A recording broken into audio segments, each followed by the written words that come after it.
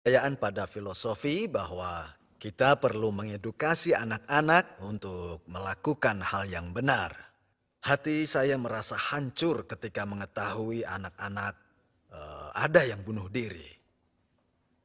Ketika anak-anak muda tidak mampu menanggung hidup mereka sendiri, bagaimana mungkin kita berharap mereka peduli pada komunitas mereka, apalagi pada negara mereka. Bahkan untuk hidup mereka saja mereka tidak semangat. Anak-anak kita sangat lemah untuk menopang hidup mereka sendiri. Dan mereka bisa terbiasa dengan kompetisi. Realitanya orang-orang kooperatif lebih mungkin untuk dipekerjakan dibandingkan mereka yang kompetitif. Kadang saya mendengar orang berkata, Anda tidak akan sukses dalam bisnis dan menjadi orang baik. Orang baik tidak akan berhasil. Dan saya melihat orang-orang menganggukkan kepala mereka. Dan itu tanda setuju pada ucapannya.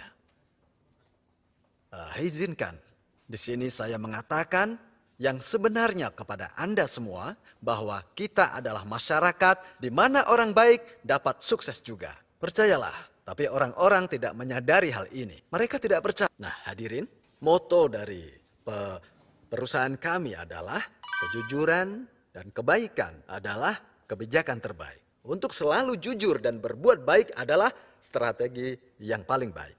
Seperti kata pepatah yang berbunyi, pikirkanlah tentang kebenaran saat memandang keuntungan. Anda betul-betul harus mengetahui apabila potensi keuntungan Anda benar. Bagaimana dengan keuntungan Anda yang tidak benar?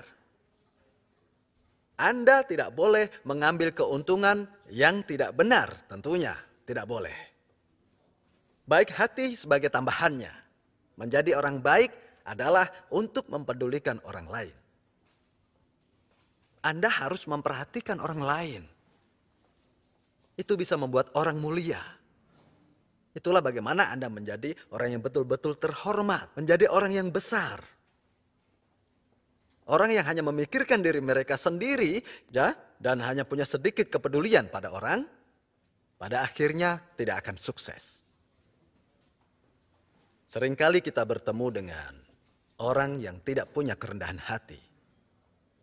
Dan moto kami yang keempat adalah melayani dengan kerendahan hati.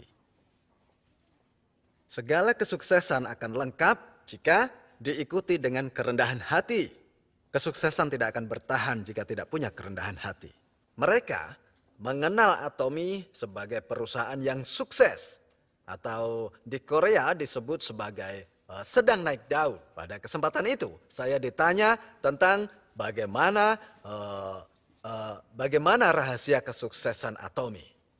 Mereka bilang pada saya bahwa mereka terkesan sekali dengan materi pelatihan member kita, di mana di situ mengajarkan nilai-nilai dari tradisional Tiongkok.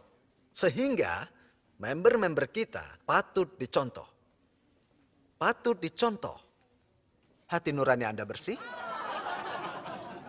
Dikutip dari majalah tersebut bahwa member Atomy patut dicontoh kehidupannya. Itulah kunci kesuksesan mereka.